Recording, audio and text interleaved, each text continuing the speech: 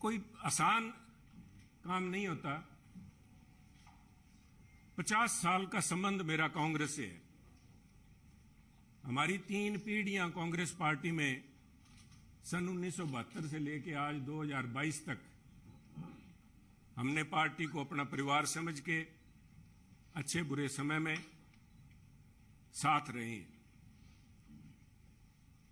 और एक चीज जो मैं समझता हूं, जिसकी वजह से, जिस आत्मीयता से और जिस खुले दिल से बीजेपी के शीर्ष नेतृत्व ने और नड्डा साहब ने आज मिलने का मौका दिया, उसका सबसे बड़ा कारण था कि सुनील जाखड़ ने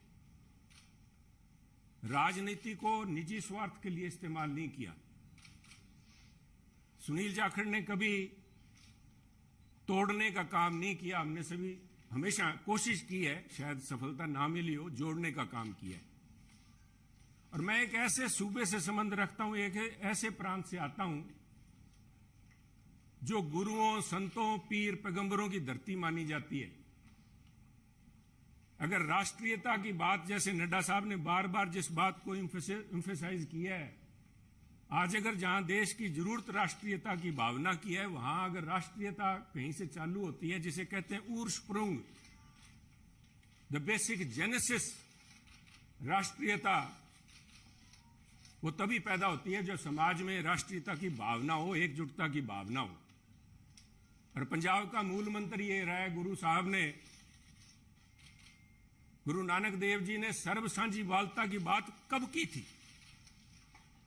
आज भी उस पर पहरा देने के लिए पंजाबी उसी तरह तत्पर खड़े हैं।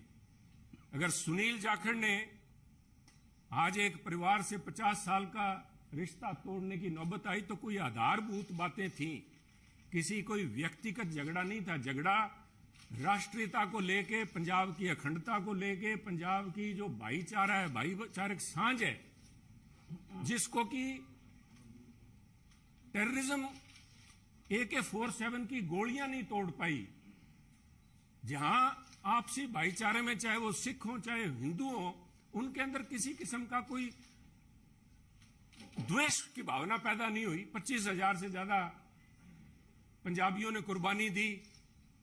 पर आप भी गवाह हैं, साहब पड़ोसी दे, आपका तो पड़ोसी सूबा है। आप तो जब हिमाचल से चलते हैं, पंजाब के बीच में से होके जाते हैं, कभी भी कोई फर्क नहीं आया, किसी किस्म का कोई किसी सोच ही नहीं आई। और उसी राष्ट्रीयता की भावना के लिए पहरा दे के सुनील जाखड़ ने अपनी 50 साल की जिंदगी का वही मूल मंत्र था।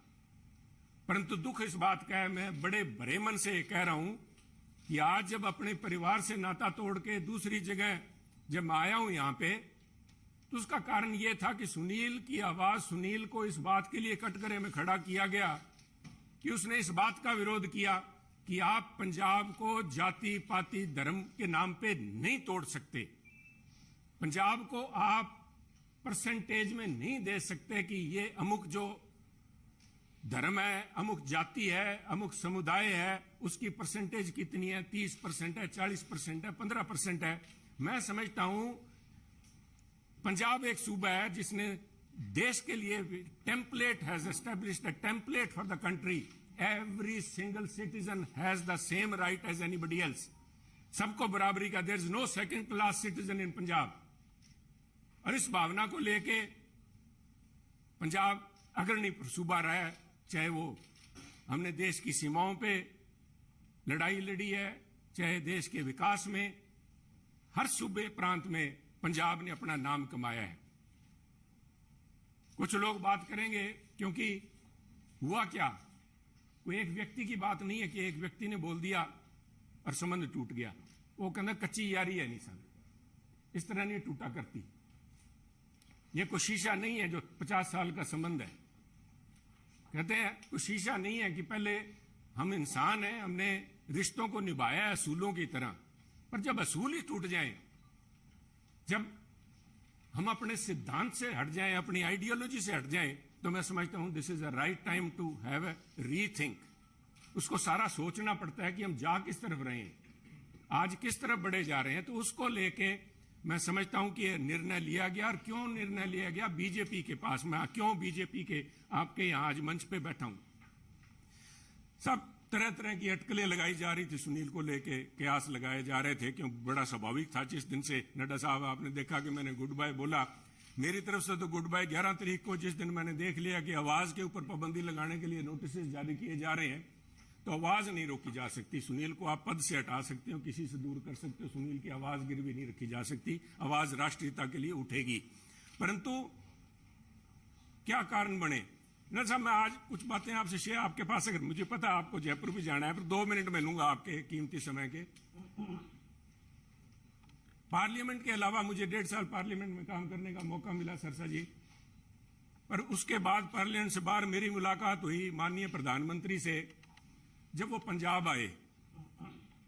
करतारपुर कॉरिडोर एक बहुत लंबे समय की मांग, बलूनी जी, जो सारे सिख समुदाय की नहीं, पूरे पंजाबियों की, जो भी व्यक्ति पंजाब से प्रवेश जी जुड़ा हुआ है, सबका था कि हमें करतारपुर साहब जाके हमें अपनी बात श्रद्धा नमन करने का, उसकी संभाल का, उस हमारे गुरु घर का हमें को मौका मिले।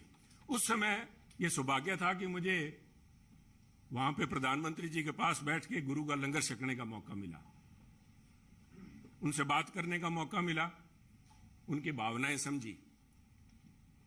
वो तो एक मुलाकात थी, एक मुलाकात से 50 साल के संबंध नहीं टूटते। परंतु मेरा हमेशा ये भावना रही है कि पंजाब कुर्बानियां बहुत दी हैं, टेररिज्म के अंदर कुर्बानियां दी है देश की रक्षा के लिए। जब भी मौका पड़ा है, चाहे जब से धाड़वी पंजाब आने लगे हैं, चाहे उसके बाद पाकिस्तान हो, चाहे चाइना हो, हर पंजाबियों ने कुर्बानियां दी हैं। और उस कुर्बानियों को चलते मेरे एक मानना था हमेशा ही कि भी मौका लगा तो प्रयास करेंगे कि पंजाब को एक स्पेशल स्टेट का स्टेटस दिया जाए। नड्डा साहब, कागजों में तो अभी फॉर्मली नहीं दिया गया, कॉन्स्टिट्यूशनली तो नहीं दिया गया, बहुत सी मजबूरियां, सरकारों की वक्त की मजबूरियां होती हैं। परंतु मेरा मानना है कि व्यवहारिक तौर पे माननीय प्रधानमंत्री ने पंजाब को स्पेशल स्टेटस दे दिया, और उसका जीता जागता सबूत है जब माननीय प्रधानमंत्री ने लाल किले पे हिंद की चादर गुरु तेग बहादुर जी का 400वां प्रकाश दिवस मनाया। तो मैं समझता हूं कि उनके जो सबसे ज्यादा कट्टर विरोधी थे, उन्होंने भी अपने दिल में स्वीकार किया कि वो पंजाब की नब्ज समझ गए।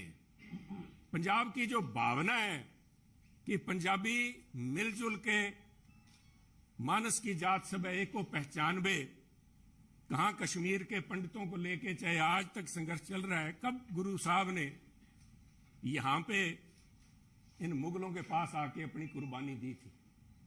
और मैं समझता हूं उस भावना को नमन है, उस भावना को जितना भी कहें, चाहे बहुत से माननीय प्रधानमंत्री ने अपने कार्यकाल के दौरान बहुत से ऐसे काम किए हैं, पर एक पंजाबी के तौर पे मैं, शायद किसी को अच्छा ना लगे, मैं समझता हूं ये जो उनका एक कदम था, ये एक इज अ लैंडमार्क।